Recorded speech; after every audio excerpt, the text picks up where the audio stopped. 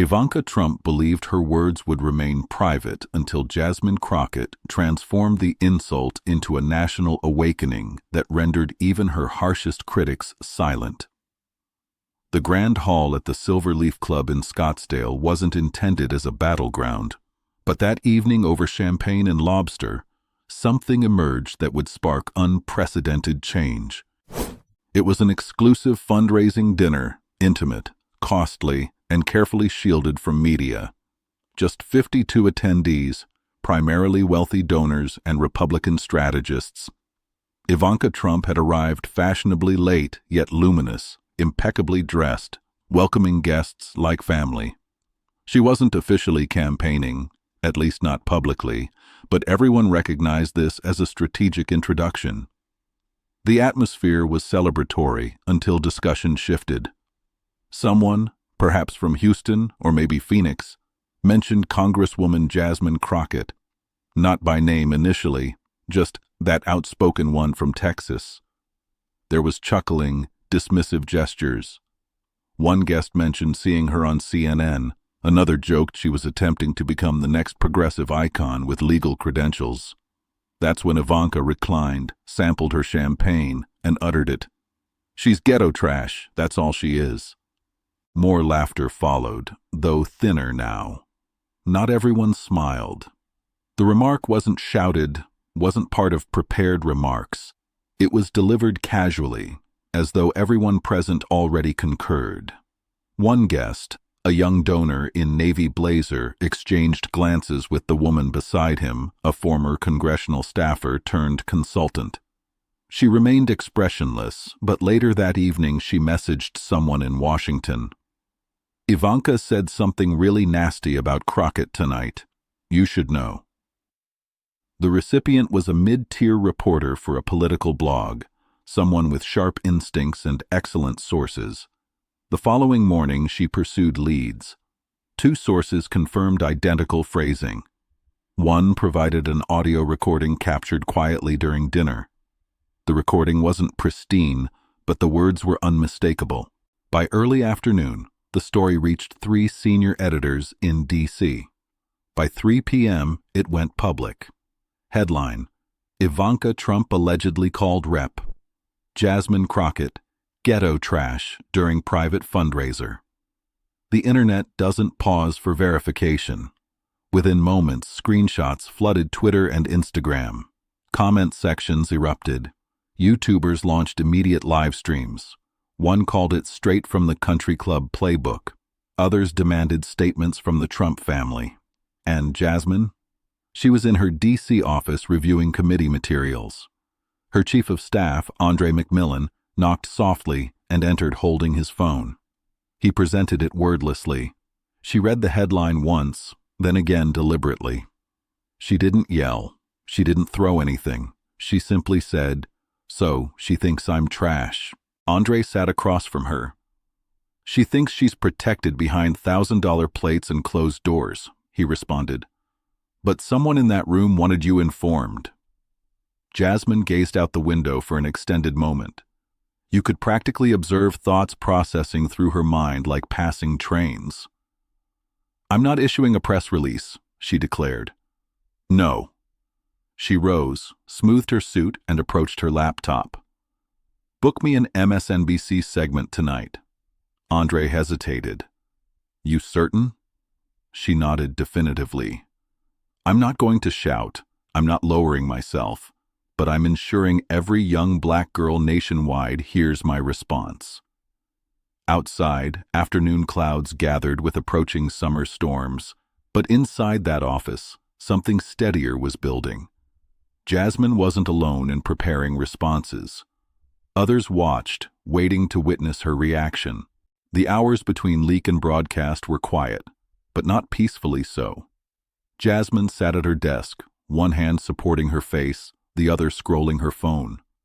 The tweets were endless, some supportive, others defensive, several simply vile. She didn't engage. She never did. But one video halted her scrolling, shaky cell phone footage from inside the Scottsdale gathering. Brief, just 18 seconds. Low voices, chatter, then Ivanka's voice, slightly muffled yet unmistakable. "She's ghetto trash, that's all she is." The recording was raw, but Jasmine didn't require perfect clarity. The context existed. The condescension existed. The words absolutely existed. She set the phone down forcefully. Across from her, Andre leaned forward. "We knew it was authentic. You didn't need to hear it yourself."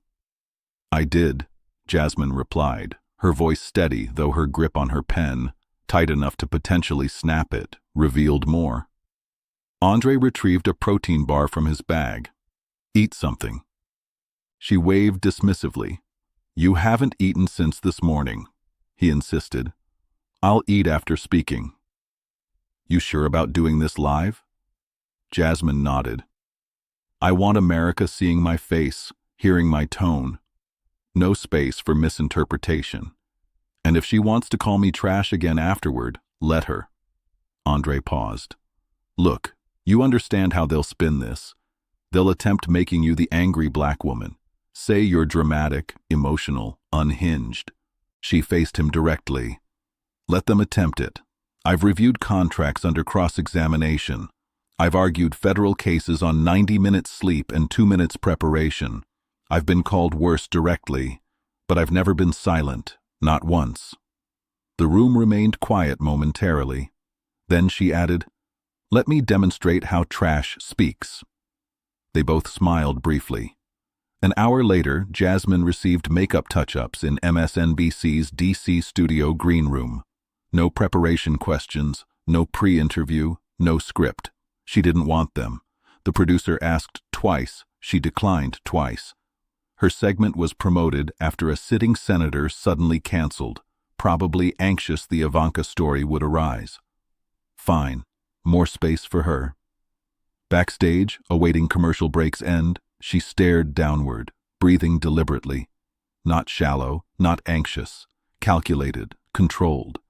Then she murmured quietly, "Trash doesn't break. It bends, it burns, but it don't break." The floor manager signaled 2-finger countdown, and they were live. She sat opposite host Carla Mendez, who appeared both tense and grateful. "Congresswoman Jasmine Crockett joins us tonight. Representative, thank you for your time." Jasmine nodded. "Happy being here." Carla didn't delay. "You've read the article, heard the leaked audio. The phrase ghetto trash, allegedly used by Ivanka Trump, has trended all day. What's your response?" Jasmine didn't blink. "I want to say those 2 words, ghetto trash, carry extensive history. History that doesn't belong to Ivanka Trump, but one she's clearly comfortable employing." Carla leaned forward. "Explain." Jasmine did. For the next 5 minutes, she spoke deliberately, firmly. She unpacked how words like ghetto were once utilized to trap entire communities within red-line boundaries, how trash became the label assigned to anyone who protested. She didn't yell, didn't curse, didn't even raise her voice. She stated, "When you say ghetto trash, what you're actually saying is you don't belong here. But here's the problem. They can't keep doors closed anymore. So instead, they attempt shaming people walking through." Carla appeared stunned, but Jasmine wasn't finished. "And if being unapologetically black, intelligent, and sharp-tongued makes me trash, then perhaps America needs examining itself in the mirror, asking who took out the garbage before me." Carla blinked twice before saying, "Congresswoman, but stopped because nothing required adding. Back in her dressing room, Jasmine removed her mic and finally opened the protein bar. She didn't smile, didn't relax. She simply said, "One down." But outside that studio, something larger had begun, and Jasmine would soon discover how rapidly support could become a tidal wave. The clip hit social media before Jasmine even exited the studio. Someone from production clipped the segment, added subtitles, posted to the network's account. Within 18 minutes, it had over 350,000 views. By the time Jasmine's car reached Constitution Avenue, her phone vibrated continuously. Mentions, missed calls, group chats igniting like fireworks. Andre glanced at the screen while driving. "You broke the algorithm." Jasmine didn't immediately answer. She watched the clip herself, quietly analyzing her own appearance on screen. Not with vanity, more like a courtroom attorney examining evidence. Was her tone clear? Did her words land? She looked up. "Play it again." Andre smirked. "You've already watched it 6 times. 7. He tapped the screen, and Jasmine sat silently, arms folded, as the video replayed. "I meant every word," she said when it ended. "Oh, we know. America knows." By morning, the clip had exceeded 4.2 million views. Celebrities reposted it, professors cited it, political analysts called it measured and razor-sharp. But something deeper was occurring. People who didn't typically follow politics were paying attention. In a South Dallas classroom, a middle school teacher played the segment for 13-year-olds asking, "What do you think she means by 'they can't keep doors closed anymore'?" In Oakland, a barbershop played the video repeatedly. One patron said, "This ain't just politics. This is about how we're all seen." In Grand Rapids, Michigan, a retired postal worker named Lorraine Winfield sent the clip to her church group with a message: "We should discuss this Sunday." For every supporter came a troll. Jasmine's inbox filled with garbage, racist insults, mocking memes, expected messages demanding why she was playing victim. She deleted most, but one DM stopped her. From a woman in Tampa, Florida: "I used to vote red, but the way you spoke, calm, clear, real. I've never heard anyone talk like that on TV before. You didn't back down. I think I needed seeing that. Thank you." Jasmine showed Andre. "Think she's genuine?" He nodded. "People like her exist. They're just quiet until something awakens them." It wasn't just voters noticing. On Capitol Hill, fellow representatives, many keeping public distance, started texting privately. Some sent applause emojis. One simply wrote, "That was fire." The most surprising response came from a Republican staffer. No name, no title, just a burner email reading, "We've heard worse in rooms like that. You're not overreacting. Stay loud." Back in Jasmine's office, Andre sorted interview requests. "CBS wants you on morning show," he said, scrolling. "NPR, even BBC." "I'm not doing a media tour," she said. One appearance sufficed. He raised an eyebrow. "Seriously?" "Let the clip speak. I said what needed saying. If I keep explaining, people will start dissecting it." He paused. "So what now?" "We wait," she said, "and listen. I want seeing who stays silent, who attempts twisting it, and who appears when it counts." Andre closed his laptop slowly. "You realize Ivanka still hasn't spoken?" "I know," Jasmine said. "That silence, that's not power. That's strategy. She's waiting, seeing if it subsides." Andre leaned back. "Think it will?" Jasmine stood, walked to the window. Outside, protesters already gathered near Capitol steps, holding signs reading, "We are not trash," and "Speak loud, stand tall." "No," she said, "not this time." But while public praised her strength, in private rooms across D.C., nerves were fraying, and the Trump camp was beginning feeling heat. By Friday afternoon, it wasn't just a trending clip. It was national conversation. Cable news spent entire mornings replaying Jasmine's interview repeatedly. Pundits debated every sentence like scripture. Conservative voices on talk radio dismissed it as publicity stunt, but even some couldn't deny her composure. "She didn't raise her voice," said one host on Dallas AM station. "She looked straight into that camera, handed out political education old school style. That ain't easy." Social media told another story, fierce, fast, emotional. Hashtags like, "We're not trash," cheer Crockett claps back, and cheers "Speak loud, stand tall" trended over 30 hours. TikTok creators began using her speech as background audio for videos.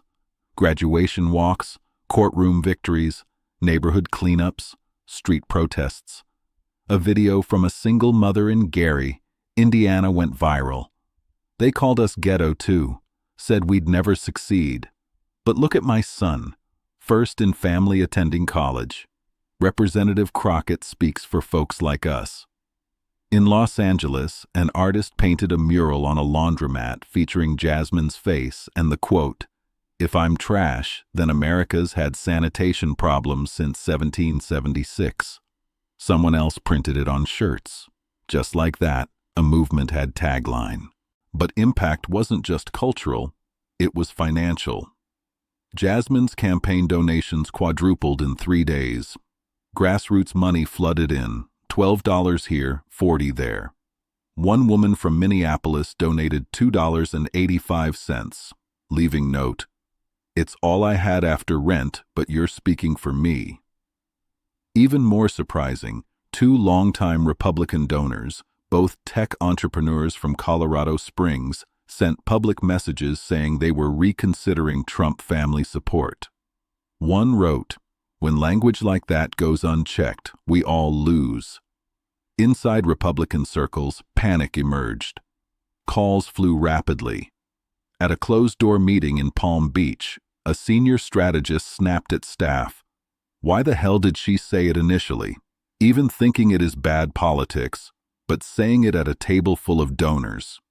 No one had answers. Ivanka remained silent. Her social media posts, pre-scheduled glossy smiles, continued without interruption. No mention of Jasmine, no denial, no apology. The silence was louder than the slur. Meanwhile in Washington, Jasmine avoided cameras. She didn't call another press conference, didn't flood her timeline. She returned to work, briefings, committee hearings, constituent calls, as if the world hadn't tilted. But that didn't stop people finding her. At a coffee shop near Capitol, an older gentleman approached while she awaited her order. "You Crockett?" he asked. She nodded cautiously. He held up his phone with video paused on her face. "Watched this last night. 3 times. You made me think about my own daughter. I was proud of you." She blinked, caught off guard. "Thank you, sir." He tipped his head. "Make 'em uncomfortable. That's how change starts." Back at the office, Andre still sorted emails. "You've got over 28 unopened messages, and that's just today." "Filter by anything with name and organization," Jasmine said. Andre scanned the screen. "You want high-profile ones?" Give me teachers, single moms, ones who never write anyone except this once." Jasmine always knew politics was performance, but this felt different. She wasn't building brand, wasn't chasing viral. She'd struck something older, deeper, a nerve America kept pretending didn't exist. That night, walking home alone, heels clicking against pavement, a group of young people on a corner started applauding as she passed. She waved, humbled, but didn't stop. She didn't need saying anything, but as her influence swelled, Ivanka's silence no longer appeared strategic. It was starting looking like surrender.